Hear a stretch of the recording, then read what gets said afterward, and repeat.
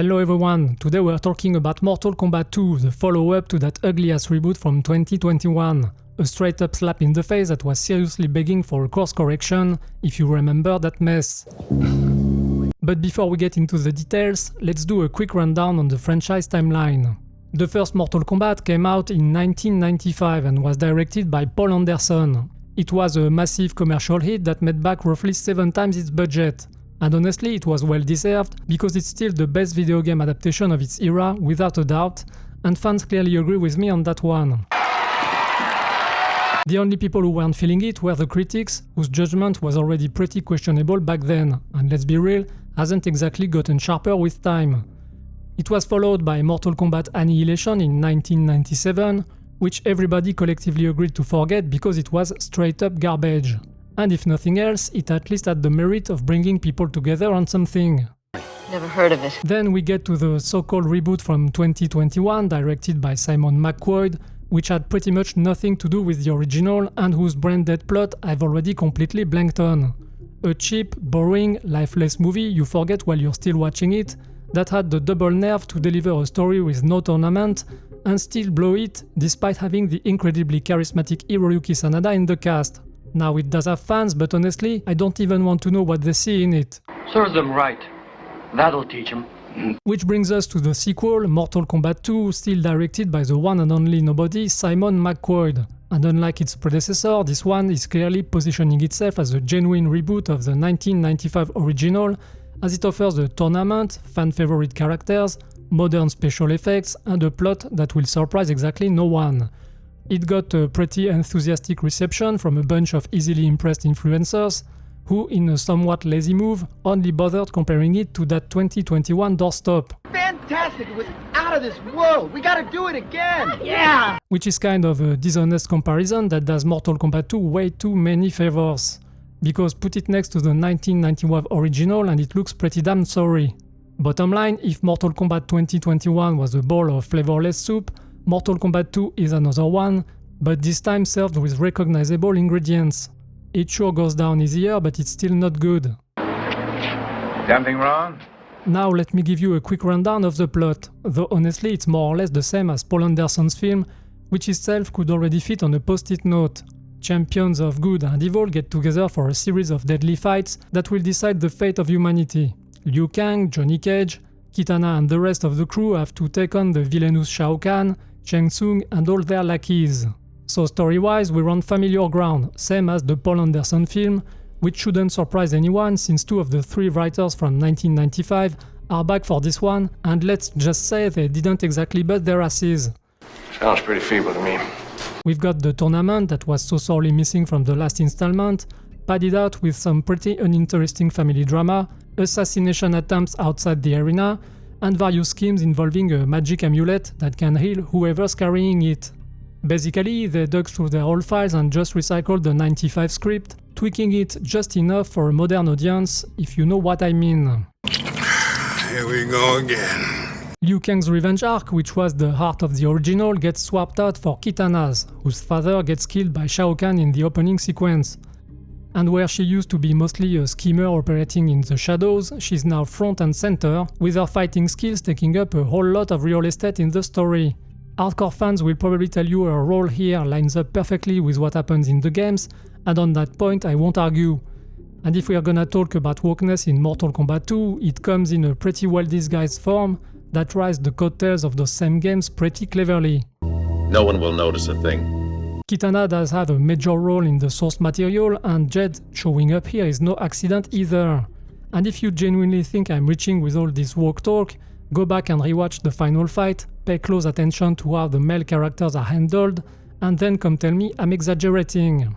Johnny Cage and Kano are the perfect examples as they get turned into this kind of ridiculous clowns in this sequel, when they were perfectly respectable characters in the 90s version. Sad. And the excuse is always the same. They wanted to make something more fun, more off the wall, but funny how it's always the most traditionally masculine characters who take the hit. And if you're dumb enough to criticize that creative choice, you get instantly labeled as a buzzkill who doesn't know how to have a good time, which is still maybe better than laughing your ass off at jokes that aren't funny and at characters being torn down in ways that should really rub people the wrong way. Listen, this is a message of some kind. In 1995, Johnny Cage was out to prove himself. He doubted his own fighting abilities and covered that insecurity with an arrogant attitude and dry humor, throwing himself recklessly into danger without a second thought.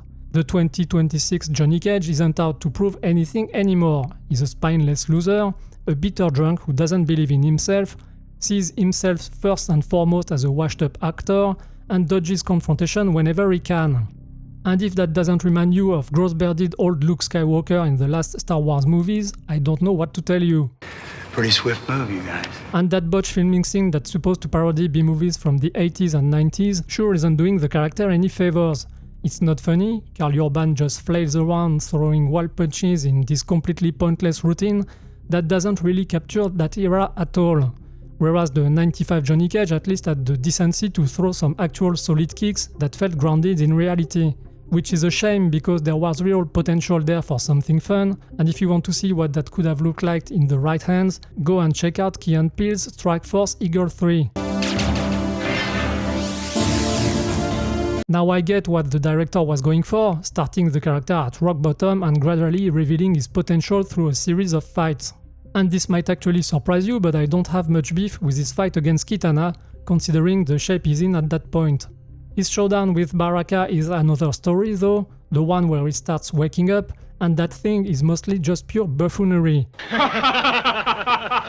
Once again, I'll take the creative juicy scorpion fight from the 90s film over it any day of the week. Bottom line, the 2026 Johnny Cage spends most of his time sleeping, getting hit, hitting walls, crashing through ceilings, and flailing around without ever delivering the epic fight we had every right to expect from this character. Which is a real shame, especially since Karl Urban was actually a decent call for an older Johnny Cage. The guy's got charisma, he does what he can with the script and choreography he was handed, but I just can't connect with the character despite everything he's going through, and Lyndon Ashby's performance from 1995 will always have him beat. No argument for me. We should also talk about Kano, killed off in the previous installment, who gets resurrected here, except he comes back a changed man, now playing the fool on the side of the good guys. He went through the same softener cycle and it's yet another head-scratching choice, especially when you remember the vicious, foul-mouthed killer he was in the earlier films. What an animal. Josh Lawson still does a solid job with the role though, probably the only character whose one-liners actually land sometimes, though even that's saying a lot. The rest of the cast works pretty well. You've got Jessica McNamee back as the ever-reliable Sonya Blade, You know some very dangerous moves. who spends a good chunk of her time trying to keep Johnny Cage's spirits up when she's not standing around quietly listening to everyone else's dialogue. She gets a fight against Sindel, also back from the dead, which is pretty underwhelming, though honestly that's a problem that runs through the whole movie. Tadanobu Asano is back as Raiden, walking a fine line between straight-faced and tongue-in-cheek, and it works, marking a clean break from Christopher Lambert's more laid-back take on the character. Whether Asano is better or worse than Lambert is really just a matter of taste, especially since Raiden is a supporting player here anyway, same as in the whole movie. And we'll wrap up this rundown with Kitana, played by the very photogenic Adeline Rudolph, whose athletic chops should make you forget Talisa Soto pretty fast, the former Bond girl from the original who was no slouch herself in that department. I'll also tell you that Mortal Kombat 2026 fails to give us villains that are really up to the task. Some kind of a joke? Shao Kahn isn't bad, but he looks pretty underwhelming next to the impressive Goro, and good luck replacing the late Kerry Hiroyuki Tagawa, who played a gloriously over-the-top Shang Tsung. Jin Han does what he can, but he just doesn't have his predecessor's presence. Now maybe you're gonna tell me my whole wokeness thing is pointless or just flat out irrelevant. And maybe you don't give a damn about my comparison with the 1995 film, since Mortal Kombat II delivers a full-on tournament with a ton of fights featuring all your favorite characters from the games. And sure, the movie is generous on that front, and should give casual fans enough to chew on. Well, I've got a surprise for you. Sorry to be blunt about it, but most of the fights just aren't that great. The Kitana vs Johnny Cage matchup is nothing special, but fine, that's kind of the point given what I said earlier. The Sindel vs Sonya Blade fight is decent, but nothing to write home about either. Seen it, forgot it. The Shao Kahn vs Cole Jewel is serviceable, but again, nothing to get worked up over. And everything else is pretty much on that same level. What the hell is the matter? Best of the bunch is probably the way too short Jax vs Shao Kahn brawl, one of the harder hitting ones, and the only fight that left any kind of mark on me. Bottom line, all these matchups are weirdly unsatisfying, and it's not for lack of trying. The special effects are top notch, the costumes are faithful to the games, and the fight sequences are mostly pretty brutal. There is some blood, everything's relative, and the movie even throws in a few vaguely gory finishers, though you can tell they didn't push the horror too far either. It's a high risk. The problem is you never really fear for any of these characters, you just don't care what happens to them. Outside of Johnny Cage and maybe Kitana, most of the characters are barely developed, and Mortal Kombat II leans way too hard on its crappy predecessor. That film did start laying the groundwork, sure, but since nobody remembers it, they really should have started from scratch. On top of that, I'm just not buying the fight choreography, it feels more like dancing and gymnastics than actual martial arts.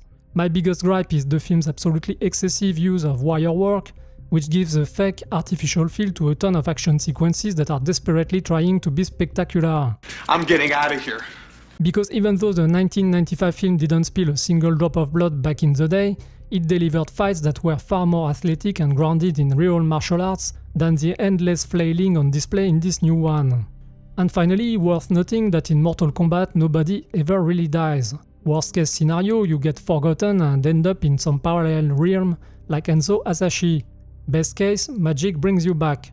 The movie has a very elastic relationship with death, which doesn't exactly help build tension during the fights. Why worry about any of these characters when they're all just gonna come back triumphant in the next installment anyway? Before wrapping this review up, let's also talk craft. Once again, the Paul Anderson film is my benchmark because even though both movies are working from the same basic idea, the execution is a whole different story, and when your script fits on a cocktail napkin, that stuff starts to matter a lot. The 1995 film was more grounded in reality. Sure, some of the special effects haven't aged great, no surprise there, but the sets and lighting were mostly more realistic than what you get in Mortal Kombat II, which worked in its favor by putting some distance between the film and the video games. Exactly. Because let's not forget, even if this is an adaptation, the goal is still to make a movie, not a video game on a big screen. And this new one has way too many artificial locations, all empty and deserted, with the notable exception of Baraka's village. Quick word on the music too. The 1995 themes does make an appearance, though you'll have to wait until the finale to hear it in full. The rest of the soundtrack didn't leave much of an impression on me.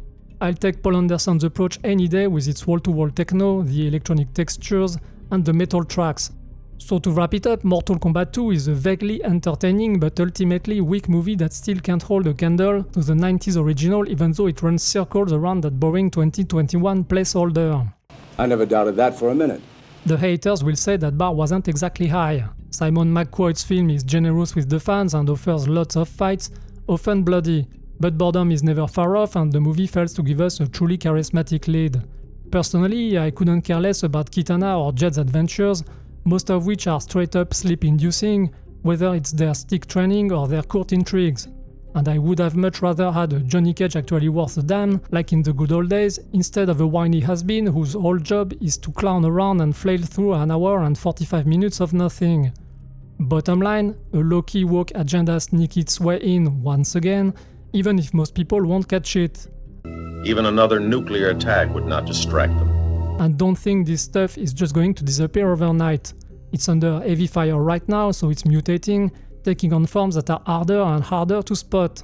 You won't see anything too blatant in the movie, at least on the surface. But for those who dig a little deeper into what's being sold to them, that's a whole different story. And finally, while humor was one of Paul Anderson's strongest suits, the same definitely can be said for this new one, despite the occasional one-liner that actually lands. So yeah, a truly epic, mature Mortal Kombat is still nowhere in sight. And you may already know this, but a third installment has already been greenlit, so we're gonna be drinking this soup for years to come. I wouldn't be surprised if they try to pull a fast one on us by killing off Johnny Cage in the third film and replacing him with a character more in line with their political agenda. He's become suspicious of everybody. A two-step takedown, way subtler than the summary executions we saw in The Force Awakens and its ilk. But let's not get ahead of ourselves and wait and see how it plays out. Either way, they can take all the time they want with that sequel, I'm in no rush. Until then, feel free to comment, and I'll see you guys in the next review.